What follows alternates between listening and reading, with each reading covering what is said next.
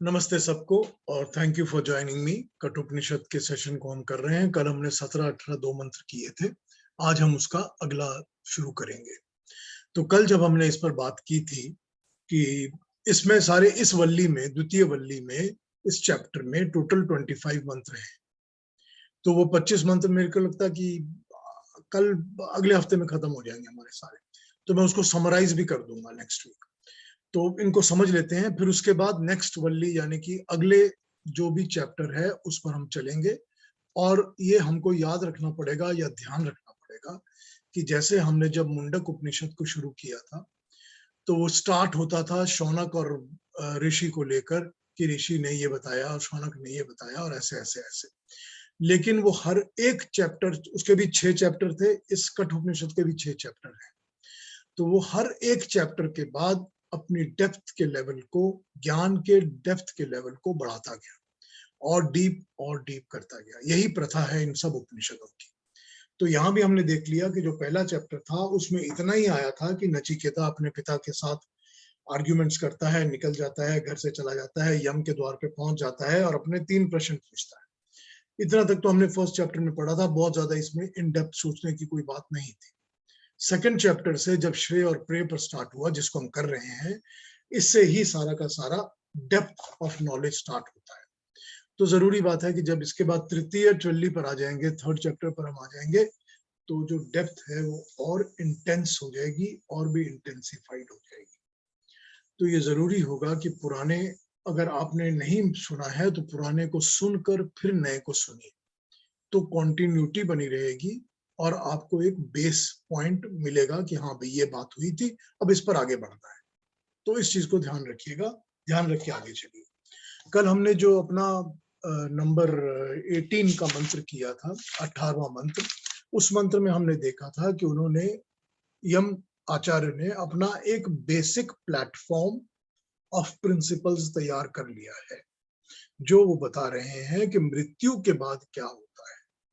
प्रश्न तो यही है ना कि मृत्यु के बाद क्या होता है, और इससे रिलेटेड प्रश्न उन्होंने नंबर 2 वर में पूछ लिया था नचिकेता ने, जिसमें वो कहते हैं कि स्वर्ग का साधन।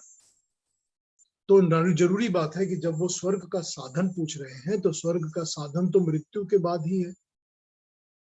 तो ये दोनों बातें रिलेटेड हो जाती हैं कि मृत्यु के बाद कोई स्वर्ग है भी कि नहीं है, और अगर है तो उसका साधन क्या है।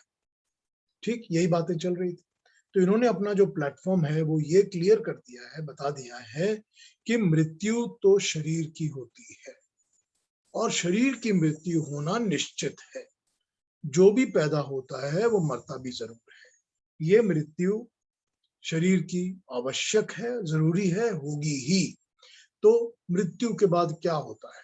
मृत्यु के बाद फर्स्ट ये होता है कि शरीर नहीं रहता, कि शरीर नष्ट हो जाता है।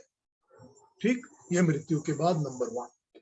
नंबर 2 उन्होंने ये बता दिया कि जो धीर और ज्ञानी मनुष्य होता है वो इस बात को समझकर, इसको समझकर शरीर का व्यवहार ज्ञान प्राप्त करने के लिए करता है कि शरीर मुझे मिला है ताकि मैं ज्ञान प्राप्त कर सकूं।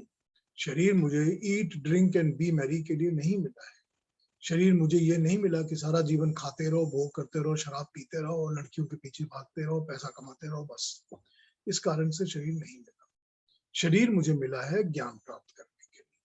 तो वो इस शरीर के द्वारा ज्ञान प्राप्त करता है, कर्मों के द्वारा ज्ञान प्राप्त करता है। ये उन्होंने दूसरी बात क्लैरिफाई कर दी है। तीसरी बात ये कह रहे हैं कि ये ज्ञान कौन प्राप्त कर रहा है, इसको भी समझना पड़ेगा, क्योंकि शरीर तो ज्ञान प्राप्त कर नहीं रहा। शरीर तो आपको ज्ञान का मीडिया है, कर्म का मीडिया है। तो ये ज्ञान प्राप्त करने वाली जो है सत्ता, उस सत्ता का नाम है आत्मा या जीवात्मा। तो ये जीवात्मा, आत्मा जो है, ये ज्ञान प्राप्त करने की अथॉरिटी या सत्ता या रियलिटी है। तो अगर वो ज्ञान प्राप्त करने की जो रियलिटी है, जो सत्ता है, मृत्यु के बाद उसकी मृत्यु नहीं होती। तो अगला प्रिंसिपल डिफाइन हो गया कि मृत्यु के बाद क्या होता है, कि मृत्यु के बाद जीवात्मा की मृत्यु नहीं होती, क्योंकि जीवात्मा ना जन्मता है ना मरता है। ठीक, इसी को वो अगले मंत्र में 19 में इसी को दोबारा कहेंगे। एक बात और बताई है उन्होंने कि अब जब ज्ञान प्राप्त करना है तो ज्ञान किसका प्राप्त करना है, ये अगला प्रिंसिपल कि आत्मा है, आत्मा ने ज्ञान प्राप्त करना है, शरीर ज्ञान प्राप्ति का साधन है, शरीर की मृत्यु होती है, आत्मा की मृत्यु नहीं होती। ज्ञान किसका प्राप्त करना है, तो ये ज्ञान प्राप्त करना है, इसका परिचय यम ने ओम नाम से दिया कि ज्ञान ओम का प्राप्त करना है। और शुरू में ही बता दिया उन्होंने कि दो मार्ग है, एक श्रेय मार्ग है, एक प्रिय मार्ग है। एक प्रलोभनों का मार्ग है, लालच का मार्ग है, प्रिय वस्तुओं का मार्ग है जो मेरे प्रिय है, अभिमान का मार्ग है। और दूसरा मार्ग है श्रेय का मार्ग, उचित मार्ग, निष्काम कर्म का मार्ग, परमात्मा का ना मार्ग और उस पर चलने का, ज्ञान के ऊपर चलने का मार्ग। ये प्रिंसिपल्स उन्होंने बड़े सिंपल स्ट्रेट तरीके से अब तक फ्लैटली हमारे सामने रख दिए हैं। तो इन कॉन्सेप्ट को, इन प्रिंसिपल्स को समझिए, इनको समझकर ही आगे बढ़िए तो समझ में आएगी बात। आइए 19 मंत्र को पढ़ते हैं, बहुत ही सिंपल है, इसको पढ़ के समझते हैं और इसको समझकर फिर उसके बाद आगे बढ़ते हैं, ठीक है ना।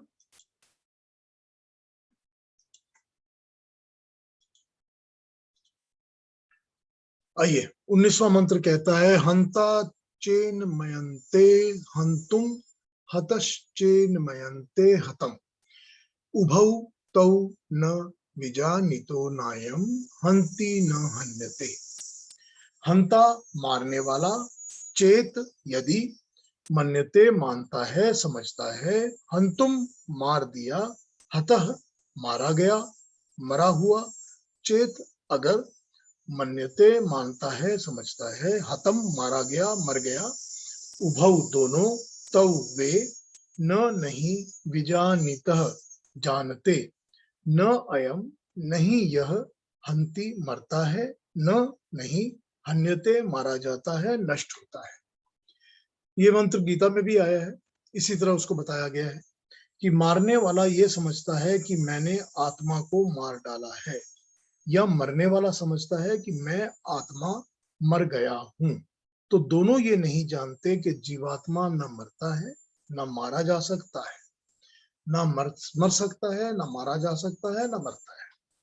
बड़ा सिंपल है, इसी को गीता में भी कहा गया है। 19वें अगले 20वें मंत्र को भी देख लेते हैं, फिर बात करते हैं थोड़ी सी।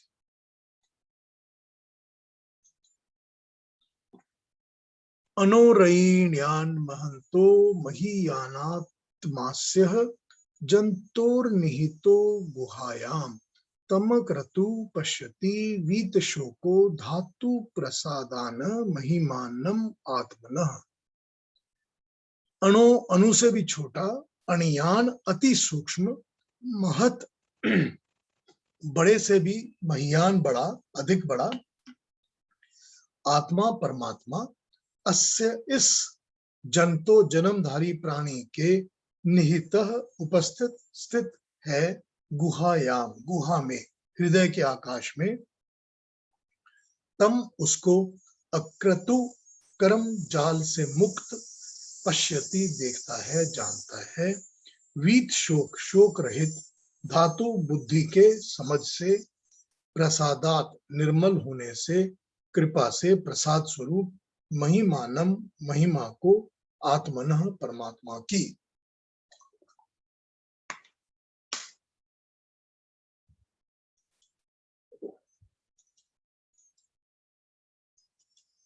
इसके अर्थों को, शब्दों को समझते हैं, फिर आगे चलते हैं। वह परमात्मा सूक्ष्म से भी सूक्ष्म है और बड़े से भी बड़ा है।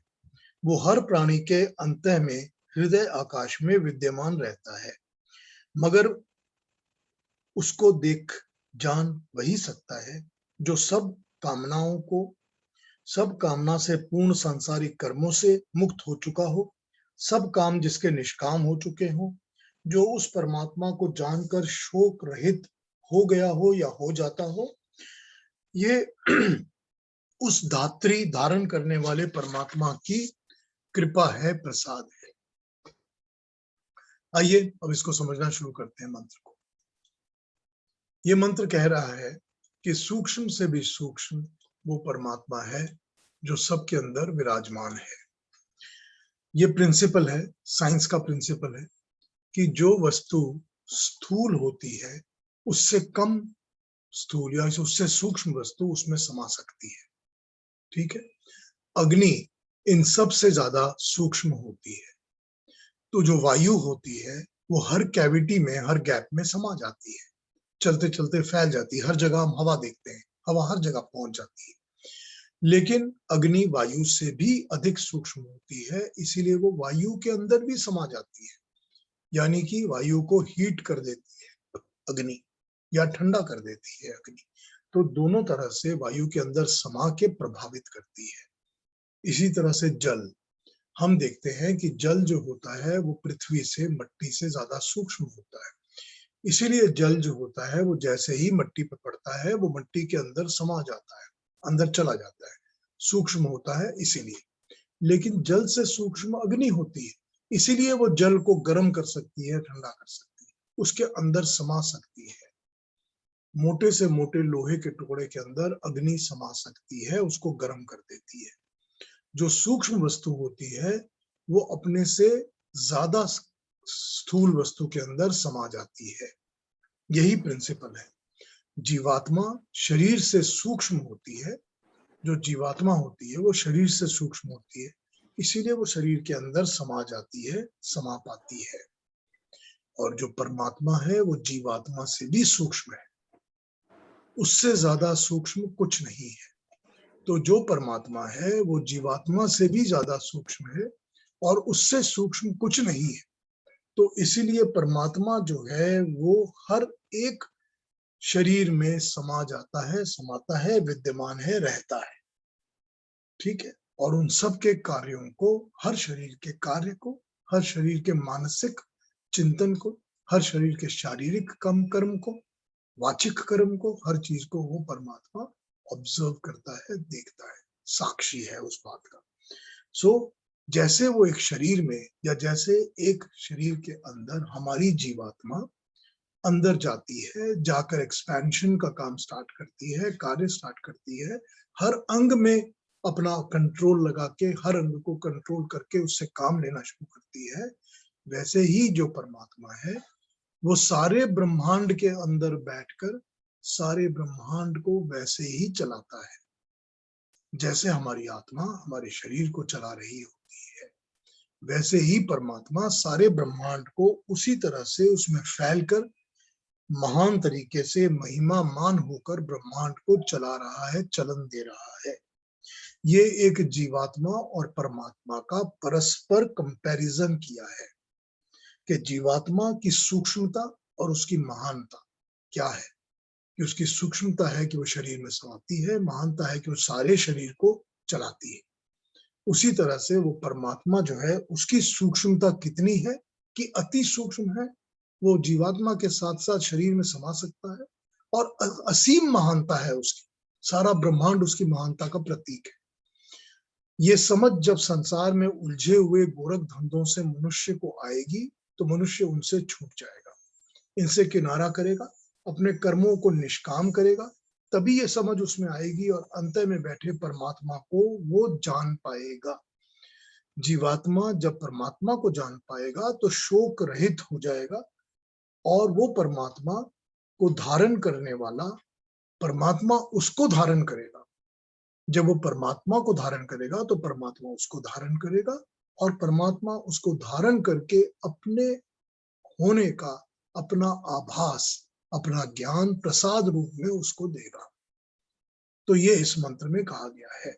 इस मंत्र में दोनों की बात हो रही है। पिछले मंत्र में जब कहा था कि नहीं मरता ना मारता है तो सिर्फ आत्मा की बात थी, जीवात्मा की। इस मंत्र में परमात्मा और जीवात्मा दोनों की बात हो रही है कि यहाँ पर श्रेय से क्या मिलेगा और प्रेय छोड़ने से ही श्रेय मिलेगा। ये यहाँ पर इंडिकेशन दिया गया है। जब जीवात्मा श्रेय के मार्ग पे चलेगी, अपने कर्मों को निष्काम बनाएगी, अपने अंतःकरण में, हृदय में, मस्तिष्क में, अपनी गुहा में छिपे हुए उस ईश्वर का आभास, उसको पाने की चेष्टा, उसकी ओर श्रद्धा करेगी, तो वो जो अपने अंदर बैठा है हमेशा ही है, हमेशा ही रहता है, सभी में रहता है, वो प्रसाद रूप बांटेगा आपको अपने होने का आभास दिलाकर। ये कहते हैं ना कि मुझे प्रभु के दर्शन हो गए, तो यही है प्रभु के दर्शन, यही है परमात्मा के दर्शन, कि मुझे परमात्मा के दर्शन अपने अंदर ही हो गए, क्योंकि उसने मुझे दर्शन दिए हैं। ये उसका प्रसाद है जो बांट रहा है। कई जगह दूसरे शास्त्रों में भी, योग दर्शन में भी, गीता में भी हम ये पढ़ चुके हैं कि ईश्वर जीवात्मा के अंदर ही ढूंढा जा सकता है। कई जगह हम पढ़ते हैं, योग दर्शन बड़ा क्लियरली मेंशन करता है कि साधना समाधि से वही मिलेगा। गीता में भी ये कहा गया है कि मैं तो अंतरकरण में तुम्हारे अंदर छुपा बैठा रहता हूँ। तो ये दुनिया में उलझे रहने से, दुनिया के कर्मों में, दुनिया के इन्वॉल्वमेंट्स में लगे रहने से, जब तक अपने को नहीं हटाएंगे, अपने को किनारा नहीं करेंगे, जब तक मन बुद्धि और चित्त उसकी ओर नहीं लगेंगे, निष्काम भाव नहीं आएगा, अपने अंदर ही उसको तलाशने का काम नहीं करेंगे, तब तक वो कृपा नहीं कर पाएगा। वो चाहेगा भी तो भी कृपा नहीं कर पाएगा, वो तो हमेशा ही चाहता है, मगर हम ही हैं जो उसकी तरफ विमुख हुए रहते हैं, हमारा उसकी ओर ध्यान नहीं रहता। भगवान कृष्ण इसीलिए कहते हैं कि ऐसे भक्त को जो मेरी तरफ आकर मेरे से जुड़ जाता है, मैं तो अपनी बाहें पसार कर उसको गले से लगा लेता हूँ। तो उसके लिए भक्त की प्री क्वालिफिकेशंस बताई गई हैं कि वो आशीष और वो आशीर्वाद, वो प्रसाद कैसे मिलेगा। सारी की सारी यही बात। अगले मंत्र पे आ जाते हैं, फिर उसको भी देखते हैं, 21वें मंत्र को।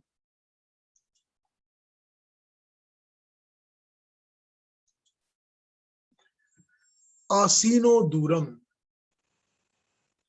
व्रजति शयानो यति सर्वतः कस्तम महामदम देवम मदन्यो ज्ञानुम अर्हति।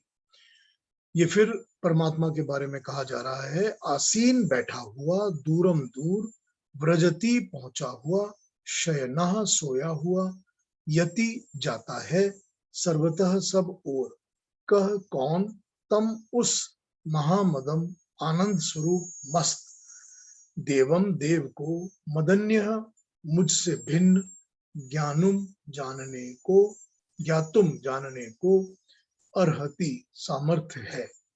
वो ठहरा हुआ भी है और दूर तक गया हुआ भी है, एक स्थान पर लेटा हुआ है, शयन कर रहा है, और सब स्थान पर पहुंचा हुआ भी है। कौन उस देव परमात्मा को अनंदित और अमद, अभिमान रहित जान सकता है मेरे सिवाय, मुझ जीवात्मा के सिवाय, जिसकी वो गुहा में बैठा हुआ दिखता है। फिर यहाँ पर दोनों की बात है, आत्मा की भी और जीवात्मा की। इस मंत्र में फिर दोनों की चर्चा है, जीवात्मा परमात्मा। परमात्मा के लिए कविता में रूप में पोएटिक तरीके से ये कहा गया है कि वो आसीन है, अचल है, बैठा हुआ है, ठहरा हुआ है, उसे कहीं आने जाने की आवश्यकता नहीं होती। वो सृष्टि आसीन है, सारी सृष्टि में ही वो बैठा हुआ है। और व्रजति यानी कि सर्वव्यापक है, हर जगह पहुंचा हुआ है, हर जगह विराजा हुआ है।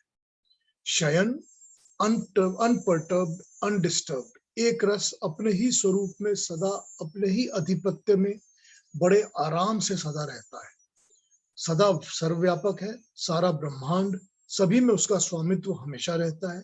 शांत है, अचल स्वभाव से अपने ही आनंद स्वरूप में, अपनी ही मस्ती में रहता है। और उसको जानने का सामर्थ्य उसी जीवात्मा को हो सकता है, मुझ जीवात्मा को, जो निष्काम कर्म के, पूरी तरह से निष्काम कर्म पे टिकी हुई है, अपने अंतः में उसको देख और जान सकती है, और जो शोक से, राग से, द्वेष से, सुख दुख से छुटकारा पाकर जिसकी बुद्धि निर्मल हो चुकी है, अभिमान रहित हो चुकी है, प्रभु से जुड़ गई है, श्रद्धापूर्ण है, तो उस परमात्मा की क्वालिटीज और भक्तों की प्री कंडीशन, प्री क्वालिफिकेशन, ये दोनों यहाँ पर उन्होंने बता दी है। ठीक है, परमात्मा की क्वालिटीज गिनाए जा रहे हैं कॉन्स्टेंटली। जब से उन्होंने ओम शब्द को यूज किया है, तब से वो परमात्मा की अलग अलग क्वालिटीज गिना रहे हैं, और भक्तों की प्री क्वालिफिकेशंस भी बता रहे हैं। तो भक्तों की प्री क्वालिफिकेशन तो बड़ी क्लियरली हर जगह, हर बार, गीता में भी, मुंडक में भी, सब जगह यही बताई गई, वही हम पढ़ते आ रहे हैं कि सबसे पहले तो मैं और मेरा और मैं और अभिमान, इसको छोड़ो। सबसे पहले इसको छोड़ो, उसके बाद कर्मों को निष्काम करो, फिर संसार से अपने आप को, संसार के लगे हुए विषय वासनाओं से, कामनाओं से छुटकारा पाओ, तभी तुम इसमें जुड़ पाओगे। तो ये सारा कुछ कॉन्स्टेंटली एक ही बात बताया जा रहा है। अगला मंत्र भी देख लेते हैं, 22nd।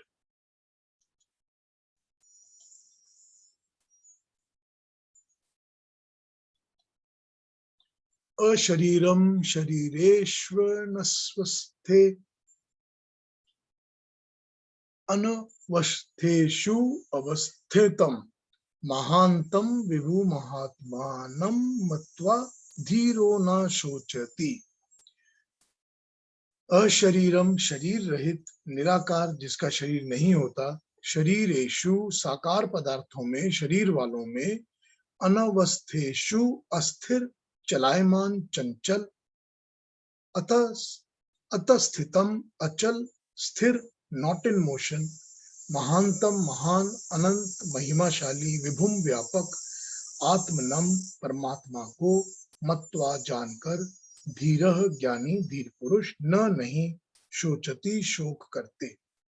शरीरधारियों में जो शरीर रहित है, अस्थिर और चंचल पदार्थों में जो स्थिर है, अनपर्टर्ब्ड है, उस महान विभु सर्वव्यापक परमात्मा को मनन पूर्वक जानकर धीर ज्ञानी पुरुष शोक से परे हो जाते हैं, उन्हें कोई शोक या दुख नहीं रहता। ठीक यही कहा गया है। शोक से, दुखों से, कष्ट से, ताप से मुक्त होने के लिए उस निराकार अचल महान व्यापक ईश्वर का जानना अनिवार्य है। यहाँ पर यह बताया गया, यह हमको ये समझ लेना पड़ेगा कि जब यहाँ पर कई बार शोक और शोक रहित की बात जब आ गई है, अनेक बार उस पर चर्चा आई है, तो शोक और शोक रहित, यहाँ पर शोक से इंडिकेशन ही मृत्यु है। शोक से इंडिकेशन है कि बार बार जन्म लेना और बार बार मृत्यु के मुंह में चले जाना। तो उससे रहित वो वाला जो दुख है, कौन सा दुख है कि मुझे बार बार मरना पड़ रहा है, ये शोक है कि मरने पर, हम लोगों के मरने पर हम शोक करते हैं, हम शोक जाहिर करते हैं, हम शोकाग्रस्त हो जाते हैं। तो वो शोक यहाँ पर इंडिकेशन वही है कि बार बार मृत्यु से छुटकारा, शोक रहित। तो विदाउट, इस मंत्र में कहा कि विदाउट अ बॉडी ही pervades through all the bodies, कि उसकी अपनी बॉडी नहीं है मगर वो हर बॉडी के अंदर सर्वव्यापक है। He is unchanged in the ever changing world, he is all potent and omnipresent. Only through his knowledge, knowing him, can a जीवात्मा become free of all griefs. तो ये यहाँ पर ये मंत्र में बताया गया, दुखों से, शोक से, कष्टों से छूटना है तो उसको जानना अनिवार्य है और कोई रास्ता नहीं है। अब नचिकेता ने पूछा था कि मृत्यु के बाद क्या है, तो इन्होंने मृत्यु के बाद क्या क्या है वो एनलिस्ट कर दिया पिछले मंत्रों में। अब स्वर्ग का साधन क्या है, स्वर्ग का, ब्रह्मलोक का, शोक रहित होने का। शोक तो, स्वर्ग तो वही है जहां पर शोक और दुख ना हो। तो शोक रहित होने का साधन क्या है, तो इन्होंने बता दिया कि उसका साधन केवल एक ही है, वो है परमात्मा को, ओम को जानना। ठीक, ये इन्होंने बड़ा क्लियर बता दिया कि कोई और रास्ता नहीं है। 15th मंत्र में यम ने ओम को इंट्रोड्यूस कर दिया था और अपनी बात समझाने में हर मंत्र में थोड़ा थोड़ा थोड़ा थोड़ा करके ओम के, परमात्मा के गुण गिनाने शुरू कर दिए थे। ठीक है ना। तो ये गुण उन्होंने जो गिनाए हैं अभी तक, उसको मैं समराइज करता हूं एक बार, कि उसी की चाह के लिए, उसी को पाने के लिए लोग तप और ब्रह्मचर्य का पालन करते हैं। जो तप और ब्रह्मचर्य का पालन करते हैं वो उस ओम को पाने के लिए ही करते हैं। मतलब जो ऋषि मुनि हैं, जो तप के ऊपर चलते हैं या जो ब्रह्मचर्य का पालन करते हैं, वो उस ओम को ही पाने के लिए करते हैं। फिर उसकी चर्चा हर वेद में है। वही वो पद है, एक पद, ओम को उन्होंने पद कहा, वही वो पद है जिसको पाना श्रेय है, वही लक्ष्य है, उसी को पाना उचित है। वो अविनाशी है, वो अक्षर है, वो परम ब्रह्म है, उसका नाश नहीं होता, उसका क्षय नहीं होता, नष्ट नहीं होता। वो परम ब्रह्म है, वो शाश्वत सनातन है, शाश्वत है, सनातन है, हमेशा रहता है, हमेशा रहेगा, हमेशा रहा है। वो नित्य है, सदा है, वो कभी ऐसा नहीं है कि वो नहीं था या नहीं होगा। वो सर्वश्रेष्ठ है, वो उत्तम है, वही आश्रय है, वही सहारा है। उससे ऊपर, उससे बड़ा और कुछ नहीं है। जब मनुष्य को एक अपने से बड़ी वस्तु दिखती है तो उसका आकर्षण उस बड़े की ओर होता है। तो उससे सर्वश्रेष्ठ और कुछ है ही नहीं, उससे उत्तम सहारा कोई है ही नहीं। सबसे महान है, सबसे अंतिम सहारा है, अल्टीमेट वही है। ब्रह्मलोक का, स्वर्ग का बस एक यही आश्रय है। वह परम सूक्ष्म से भी सूक्ष्म है, इसीलिए वो सर्वव्यापक है और हर प्राणी के अंत्य में रहता है, वास करता है।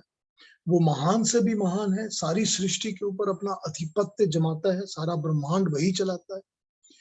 अपने में उचित श्रद्धा रखने वाले को वो प्रसाद के रूप में अपना आभास बांटता है, देता है। उसकी कोई सीमा नहीं है, वो ठहरा हुआ भी है और हर स्थान में पहुंचा हुआ भी है। वो सोया हुआ भी हर स्थान में गति दे रहा है। वो शांत है, सारे ब्रह्मांड में चंचलता चला रहा है, एक्टिविटीज चला रहा है। वो आनंद स्वरूप है, अपने ही गुणों में मस्त है, उसमें कोई अभिमान नहीं है। वो एक रस है, सदा जैसा था वैसा है, वैसा ही रहेगा। उसका कोई शरीर नहीं है, मगर वो हर शरीर में रहता है। वो हर अस्थिर वस्तु के अंदर स्थिर रहता है, बैठा हुआ है। हर मूविंग मोबाइल चीज के अंदर वही एक इमोबाइल फैक्टर है, सॉलिडिफाइड फैक्टर है। वो विभु है, अनंत है, उसी का ज्ञान जानने पाने योग्य है। वही साधन है श्रेय का, स्वर्ग को पाने का और शोक मुक्त होने का, यानी कि जन्म मरण के, मृत्यु के झंझट से, झमेले से छूटने का। इतने सारे गुण उन्होंने ओम के, परमात्मा के, एक के बाद एक 15 से लेकर 22 तक इतने सारे गुण उन्होंने बता दिए परमात्मा के। ये सारे पॉइंट्स हमको समझ में आ गए। इतने गुणों को बताने के बाद, अब जैसे ये मुंडक उपनिषद के अंदर एक मंत्र है, उसी मंत्र को बोरो करके अब कठोपनिषद में भी उस मंत्र को बोरो करके उसी पर चर्चा कर रहे हैं। हमने ये मंत्र मुंडक में भी देखा था, यही मंत्र मुंडक में आया था और उससे बोरो करके कठोपनिषद भी अपना अपना ही पॉइंट रखने की कोशिश कर रहा है। तो अगले 23rd को पढ़ते हैं, उसको समझते हैं। नायम आत्मा प्रवचनेन लभ्यो न मेधया न बहुना श्रुते यमे वैश्य वृणुते तेन लभ्यस्तस्यैष आत्मा विवृणुते तनुंग स्याम।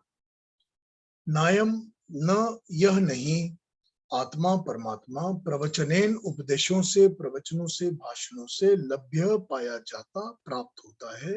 न नहीं, मेधया बुद्धि, उपायों से, न नहीं, बहुना बहुत, श्रुतेन सुनने से, यमेव एषः जिसको ही यह ब्रह्म वृणुते चुन लेता है, अपना लेता है, तेन उसके द्वारा चुने हुए, छंटे हुए, लभ्य प्राप्य है, पा सकता है, तस्य उसके लिए, एषः यह आत्मा परमात्मा, विवृणुते प्रकट कर देता है, प्रकाशित कर देता है, तनु तन को, अपने रूप को, अपने स्वरूप को, स्वाम अपने आप। यह आत्मा परमात्मा बड़े बड़े प्रवचनों से, भाषणों से नहीं मिलता, तर्क वितर्क से, बुद्धि के उपाय लगाने से भी नहीं मिलता, बहुत कुछ पढ़ सुन लेने से भी ये प्राप्त नहीं होता। जिसको ये स्वयं वर लेता है, चुन लेता है, वही इसे पा सकता है। उसी के सामने परमात्मा अपने स्वरूप को प्रकट करता है। ये वो मंत्र है। आइए इस पर थोड़ी सी चर्चा कर लें। हमने पहले ये मंत्र मुंडक उपनिषद के तृतीय मुंडक के द्वितीय खंड के 3rd मंत्र के रूप में पढ़ा था। मेरा अपना मानना यह है कि कठ उपनिषद ने ये मुंडक से बोरो किया है अपनी बात को समझाने के लिए। ये बहुत चर्चित, बहुत पॉपुलर, बहुत ज्यादा कोटेड मंत्र है। वहां मुंडक में इसका रेफरेंस थोड़ा सा अलग था और यहाँ थोड़ा सा अलग है। इसको कठ की रेफरेंस में, क्योंकि हम कठ पे बात कर रहे हैं, उसी से समझते हैं। पिछले मंत्रों में इसे जानने यानी कि परमात्मा को जानने के कारण बताए थे, यही लक्ष्य है, यही जानने योग्य है। इसे जानकर ही शोक रहित होकर श्रेय की प्राप्ति होगी, स्वर्ग मिलेगा, ब्रह्मलोक में स्थान मिलेगा मृत्यु के उपरांत। ये बताया है। यहाँ कह रहे हैं कि प्रवचनों को सुनने से, भाषणों को सुनने से वो परमात्मा नहीं मिलता। जब तक उसको पूर्ण रूप से आत्मसात नहीं करते, तब तक ये जो प्रवचन होते हैं ये केवल इंफॉर्मेशन ही होते हैं, इससे अधिक और कुछ नहीं होते। तर्क वितर्क में लगे रहेंगे, आर्ग्यूमेंट्स में उलझे रहेंगे, तो भी ये परमात्मा मिलने वाला नहीं है। यहाँ तो शुरू से ही कह दिया है कि कर्मों का चयन कैसा है, श्रेय है या प्रिय है, निष्काम है या सकाम है, अपने अंतर में, हृदय आकाश में, गुहा में उसे ढूंढने का प्रयास कर रहे हैं, या शरीर के सुख और इंद्रियों के कामकाज में ही सारा समय निकाल रहे हैं। श्रद्धा सच्ची है या श्रद्धा दिखावा है, उस परमात्मा का परिचय है भी या बस अपने ही अभिमान में डूबे रहते हैं। Nothing beyond me, my and my self. उस परमात्मा को जानने, उसे पाने की योग्यता, पात्रता, क्वालिफिकेशन है भी कुछ हमारे अंदर या हमारे अंदर कुछ भी नहीं है? हमने क्या उसके गुण क्रम स्वभाव को जाना है? Are we really deserving? और वो परमात्मा सर्वज्ञ, सर्वव्यापक, हर प्राणी के शरीर में, हर के गुहा में विद्यमान है, बैठा हुआ है। उससे तो कोई किस्म की चालबाजी, चालाकी चलने वाली नहीं है। कोई दिखावा चलेगा नहीं, कोई ड्रामा चलेगा नहीं। उसको सब पता है, वो सर्वज्ञ है, वो हमारे अंदर बैठा है। उपनिषद के आरंभ में ही यम ने नचिकेता के लिए टेस्ट सामने रख दिए थे कि तुझमें डेडिकेशन और पात्रता है कि नहीं है, मैं एग्जाम ले लेता हूँ, तभी ज्ञान तुमको मैं बांटूंगा, वरना मैं नहीं दूंगा। तो ये तो एक गुरु है जो शिष्य को चेक कर रहा है। तो क्या वो सर्वज्ञाता परमात्मा जो सर्वस्व सारी सृष्टि का स्वामी है, अपने को प्रकट करने के पहले क्या वो शिष्य को, भक्त को चेक नहीं करेगा कि ये काबिल है या नहीं, ये मनुष्य मेरे को पाने लायक है भी कि नहीं? ये तो एक यम ने यहाँ पर थोड़ा सा टेस्ट लिया था, प्रलोभन देके नचिकेता को। तो परमात्मा क्या आपके सामने प्रलोभन नहीं रखेगा? वही गीता की बात, वही भगवान कृष्ण की बात कि मैं तो तुम्हारे सामने फिसलन रखता ही जाऊंगा कॉन्स्टेंटली, क्योंकि मुझे तो टेस्ट लेना ही है। बिना टेस्ट लिए तो मैं अपने आप को तुम्हारे सामने प्रकट नहीं करूंगा। कोई मेरे साथ तुम्हारी धोखाबाजी, चालाकियां, तर्क वितर्क, घमंड, दिखावा, ड्रामा कुछ नहीं चलने वाला। और मैं हर बार तुम्हारे सामने टेस्ट रखता ही जाऊंगा, जैसे यम ने नचिकेता के सामने रख दी है। जब उस टेस्ट पे तुम खरे उतरोगे, तो ही मैं समझूंगा कि तुम मुझे प्राप्त करने के काबिल, डिजर्विंग हो। वो तो है ही न्यायकारु और दयालु, वो न्यायकारी भी है और दयालु भी है। सारी कृपा उसी की है, सारी कर्म फल की न्याय व्यवस्था उसी परमात्मा की ही बनाई हुई है। तो ये भी तो एक कर्म फल है, कर्म के हिसाब से ही मिलेगा ना। यहाँ तो कोई एट रैंडम लॉटरी नहीं लगी हुई कि हमने पंडित को पैसे पकड़ा दिए या मंदिर में जाके पैसे डाल दिए, हमको परमात्मा के दर्शन हो गए। ये तो होने वाला है नहीं। या हमने डुबकी लगा ली पानी में और परमात्मा, ये सब कुछ तो यहाँ नहीं होने वाला। यहाँ तो वो कोई अपने मूड के ऊपर काम नहीं करता कि आज मेरा मूड है तो मैं दूंगा। यहाँ तो बिल्कुल प्रॉपरली डिफाइंड न्याय की, कर्मफल की व्यवस्था है। उसकी उपासना तभी होगी जब हम अपना आसन उसके नजदीक बैठाकर जमा लेंगे। उपासना, उसके पास हम अपना आसन बैठाएंगे, उसका अनुसरण करेंगे, उसके द्वारा दिए हुए ज्ञान को अपनाकर उसके ज्ञान के ऊपर चलकर अपनी योग्यता को हम साबित करेंगे कि yes, I am deserving candidate, please reward me. ठीक, यही वो बता रहे हैं। तभी वो हमारे सामने आएंगे। अपने आसपास, अपने सोशल सर्कल्स में देख लीजिए, हम लोग देखते हैं कि कितने विचारक होते हैं, कितने ज्ञानी लोग होते हैं, ज्ञान बांटने वाले, प्रवचन देने वाले लोग होते हैं, जिनमें से हमको कुछ ना कुछ मिल सकता है, जो हम ज्ञान का कुछ अंश तो ले ही सकते हैं। सारा का सारा सोशल मीडिया, सारा हमारा पढ़ा लिखा समाज उन लोगों का मजाक उड़ाने में बिजी रहता है, खिल्ली उड़ाते रहते हैं, उसमें दोष ढूंढने में व्यस्त रहते हैं। किसमें क्या है, यही हम ढूंढते रहते हैं।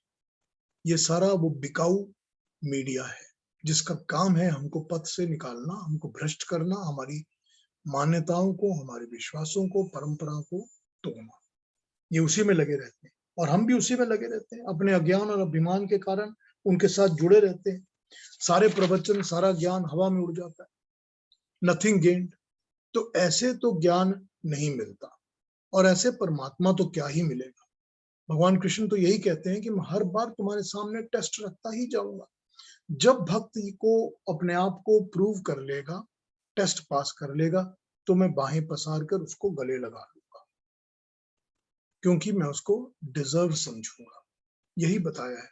सिर्फ प्रवचनों को सुनने से, सिर्फ भाषणों को सुनने से, जब तक उनके अंदर दिए हुए ज्ञान को हम अपने अंदर आत्मसात नहीं करते, हम उसको अडॉप्ट करके अपने कर्म, अपने स्वभाव को उस हिसाब से नहीं चलाते, तो उन प्रवचनों का कोई लाभ नहीं है। जब तक हम तर्क वितर्क में लगे रहते हैं कि हमको तो अपना पॉइंट प्रूव करना है, तो वो ड्रामा करते रहिए। उस ड्रामा से परमात्मा नहीं मिलने वाला। जब तक हम ये समझ रहे हैं कि मैंने ये भी पढ़ दिया, वो भी पढ़ दिया, वो भी पढ़ दिया, तो सिर्फ पढ़ने ही से प्रैक्टिकल ज्ञान नहीं मिलता। प्रैक्टिकल ज्ञान के लिए उस थ्योरी को जो पढ़ा है उसको प्रैक्टिकल जीवन में उतारना ही पड़ेगा। नहीं उतारेंगे तो उस थ्योरी का कोई लाभ नहीं मिलेगा। बिल्कुल सिंपल मैसेज है मंत्र की, कि इस तरह से वो परमात्मा सिर्फ ऐसे ढोंग से नहीं मिलता कि मैंने तो 1 घंटा इसको सुन लिया। एक तो मैं सुनता भी नहीं हूं, क्योंकि सब ऊपर से निकल जाता है। जब तक वो आत्मसात नहीं होगा, जब तक वो अंदर अंतःकरण में नहीं बैठेगा, तब तक हमको उस परमात्मा का ज्ञान नहीं मिलेगा, और वो परमात्मा भी हमारे सामने प्रकट होकर अपना प्रसाद नहीं देगा। मल्टीपल टाइम्स मुंडक में भी यही बताया, गीता में भी यही कहा है, और अब कठोपनिषद में भी एग्जैक्टली सेम वर्ड, सेम भावना को हम पढ़ रहे हैं, सुन रहे हैं, कि योग दिखावे से परमात्मा का प्राप्ति नहीं होती। उसका सबसे बड़ा कारण ही यही है कि परमात्मा तो अपने अंत में, अपने अंदर बैठा ही है, सर्वव्यापक है, सभी के अंदर बैठा है। हर एक प्राणी की, हर वस्तु, हर चिंतन, हर मनन, हर कर्म का उसको ज्ञान है, क्योंकि वही तो कर्म का कर्म फल देगा। तो जब वही कर्म फल देगा, तो ये भी तो कर्म है ना सारे, कि हमने ज्ञान को अडॉप्ट किया, अपनाया, या हम सिर्फ ड्रामा कर रहे हैं। ये भी तो कर्म है ना, इसका भी तो कर्म फल मिलेगा। तो ये कर्म फल ही मिलेगा जिससे कि परमात्मा अपनी दया, अपनी कृपा हम पर करेगा। अपॉर्चुनिटीज हमेशा देता रहेगा, बहुत सारी अपॉर्चुनिटीज दे। ये आपके ऊपर है कि आपने एक चैनल को स्विच ऑन किया और उसमें सुना कि ये फलाना आदमी ज्ञान की ये बात कर रहा है। अब आप उसके कपड़ों का मजाक उड़ाइए, उसकी दाढ़ी का मजाक उड़ाइए, उसकी बातों का मजाक उड़ाइए, उसको भगोड़ा कह दीजिए, जो मर्जी समझिए। बचपन में बड़ा बुरा आदमी था, बड़ा होके इसने ये भी कर लिया, इसने कई मिलियन डॉलर कमा लिए, जो मर्जी सोच लीजिए। या उसके ज्ञान की बात को समझिए और उसको आत्मसात करिए, उसको मानिए। आपके पास दोनों ऑप्शन है, एक प्रिय है, एक श्रेय है। यही बता रहे हैं कठोपनिषद के ऋषि, कि उसको सब पता है, उसको सब पता है, वो सर्वज्ञ है, सर्वव्यापक है, वो सब जानता है, और वो आपका कांस्टेंट टेस्ट, कांस्टेंट एग्जाम लेता रहता है। तो आज हम इसको यहाँ पर विराम देते हैं। 24, 25 दो मंत्र बाकी हैं, और मैं 25 के बाद एक छोटी सी समरी कर दूंगा, वो भी अगले हफ्ते कर लेंगे। तो अगले हफ्ते हमारा इसका द्वितीय वल्ली, सेकंड चैप्टर खत्म हो जाएगा कठोपनिषद का। 24वें मंत्र को, 25वें मंत्र को, 25वां मंत्र समझने वाला है, बहुत भटका सकता है वो मंत्र, समझने वाला है। मैं समझाऊंगा, उस पर बात करूंगा, और उसके बाद फिर समरी बना दूंगा, और अगले हफ्ते हम कठोपनिषद के द्वितीय वल्ली को समाप्त कर लेंगे। फिर उसके अगले हफ्ते से हम इसके थर्ड चैप्टर पे बात शुरू करेंगे। वन मोर टाइम, जितने चैप्टर्स बढ़ते जाएंगे उतना ये ज्ञान और डीप होता जाएगा, उसको और ज्यादा समझना पड़ेगा। तो ये प्लेटफॉर्म हमने तैयार कर लिया है। आई होप कि कोई मुश्किल नहीं आएगी, और इस पर आगे बढ़ेंगे। अब आज की बात पर अगर कोई प्रश्न है, कोई बात पूछनी है, किसी को कुछ कहना है, तो feel free to ask me और talk to me. Piyush ji, जैसे आपने कहा है कि परमात्मा हर एक शरीर में विद्यमान है, तो फिर मुझे ऐसे ध्यान में आता है कि तो फिर शरीर में आत्मा है, प्राण है और परमात्मा है, तीनों विद्यमान हैं क्या? जी बिल्कुल, बिल्कुल ठीक बात है। और जब जब मृत्यु के समय ये तीनों के तीनों चले जाते हैं। जी ठीक बात है। तो जैसे वेस्टर्न सिविलाइजेशन में सोल बोलते हैं, तो सोल इज रिप्रेजेंटेड या इक्वल फॉर्म में हमारी आत्मा हो जाती है ना?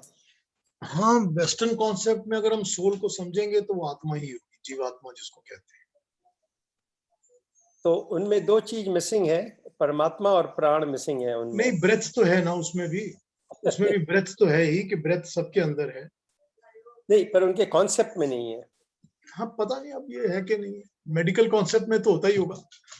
हाँ, कि आदमी ने सांस लेना बंद कर दिया, स्टॉप ब्रीदिंग। हाँ, हाँ, होता ही होगा। तो वो प्राण हो गए, हाँ, देखा जाए बिल्कुल तो। प्राण हो गए। मगर हम जिस तरह प्राण के एनालिसिस करके 10 अलग अलग प्राण बता दिया करते हैं और कौन सा किस समय छूटता है किस तरह से, उस तरह का एनालिसिस यहाँ वेस्टर्न वर्ल्ड में नहीं। हाँ, राइट। वो नहीं। और परमात्मा को मानने में तो साइंस घबराता है, क्योंकि घबराता है, उसको लगता है कि पता नहीं क्या हो जाएगा मानेंगे तो ये चुप ही रहता है। हाँ। हाँ जी, और प्रश्न कोई और क्वेश्चन या कोई और कमेंट्स आज की बात के ऊपर? हाँ पीयूष जी, आपने बोला परमात्मा ही वो पकड़ता है किसको देना चाहिए दर्शन जी। वो ये सब के बाद या उसका पहले सिलेक्शन ही वो करता है? यदि परमात्मा सिलेक्शन करता है तो बाकी सब तो स्थितियां हो जाती है। नहीं, देखिए इस तरह समझिए इस बात को कि एक यूनिवर्सिटी तो सबके लिए है, उसका दरवाजा खुला है, कोई भी जाकर एप्लीकेशन फॉर्म लेकर यूनिवर्सिटी के अंदर भर्ती हो सकता है कि मुझको ये स्ट्रीम ऑफ नॉलेज चाहिए। लेकिन नॉलेज उसको तभी मिलता है जब वो यूनिवर्सिटी में दाखिला लेता है, उसकी क्वालिफिकेशंस मैच होती हैं, वो फीस को भरता है, भर के वो क्लासेस को अटेंड करना शुरू करता है और उसमें पार्टिसिपेट करता है। तब तक उसको नॉलेज तो मिलने वाला नहीं है, हालांकि खुला सबके लिए। तो परमात्मा सबके लिए अवेलेबल है, हमेशा ही, ऑलवेज देयर। लेकिन अपने कर्मों से, अपने एफर्ट्स के साथ कौन ये प्रूव करता है कि मुझको ज्ञान मिलना चाहिए, मैं अधिकारी हूं ज्ञान का या नहीं। और जो ज्ञान का अधिकारी होने के बावजूद अगले से अगले से अगले से अगले स्टेप पे चलता जाता है, रिवॉर्ड्स तो उसी को मिलते हैं, उसी को मेडल्स मिलते हैं, उसी को सर्टिफिकेशंस मिलते हैं। गुरु तो उसी को कहता है कि हाँ मैंने तुम्हें कुछ सिखाया है, तुम सीखने लायक हो, तुम मेरे शिष्य बनने लायक हो, I am proud of you. Correct?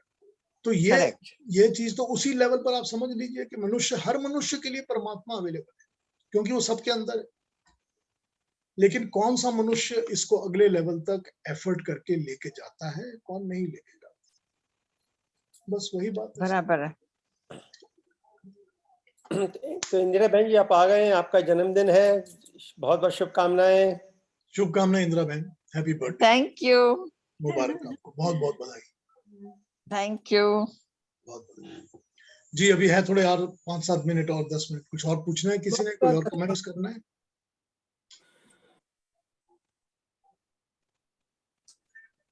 बहुत समझदारी की बातें बताते हो भाई, तो जरा समझने में टाइम लगता है। मेरा ज्ञान है ना। हाँ, समझदारी की जो बातें हैं ये कई दिनों से चली रही हैं ना, तो जो पुरानी गुड़ ज्ञान है, जो समझ में आ गई हो वो भी पूछ लीजिए। नहीं, बहुत गुड़ तो है, पर मनन करने का वो है कि उसको सुनने के बाद उसका मनन करें, उसको वो सही बात। समझनी तो आसान लगी, हाँ, उसको एक्टिव अपने ऊपर कैसे किया जाए वो बात है। बिल्कुल ठीक बात है, वो अपने अंदर बैठेगी कैसे। राइट। समझ तो बराबर आ गई सब। बिल्कुल ठीक बात। यही बस वही पीयूष जी ने बताया ना कि हम अब यूनिवर्सिटी में यदि दाखिला लिया है तो हमको उसके ऊपर मेहनत करनी चाहिए। बिल्कुल सच बात है। टफ एग्जाम है।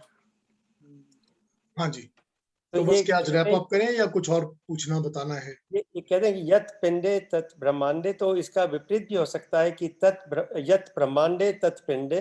बिल्कुल, दोनों बातें, दोनों तरीके से इसको यूज किया जाता है, रेसिप्रोसिटी हो जाती है दोनों में। बिल्कुल बिल्कुल, दोनों तरह से यूज किया जाता है इसको, दोनों ही तरीकों से इसको यूज किया जाता है।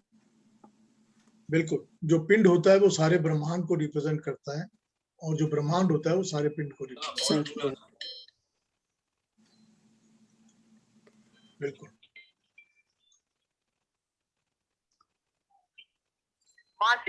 हाँ भाई, एक मिनट चलिए अनुराधा, फिर अगली बार मिलेंगे अगले सैटरडे, तब तक के लिए थैंक यू। नमस्कार। एक minute Anuradha, thank you very much. नमस्ते नमस्ते।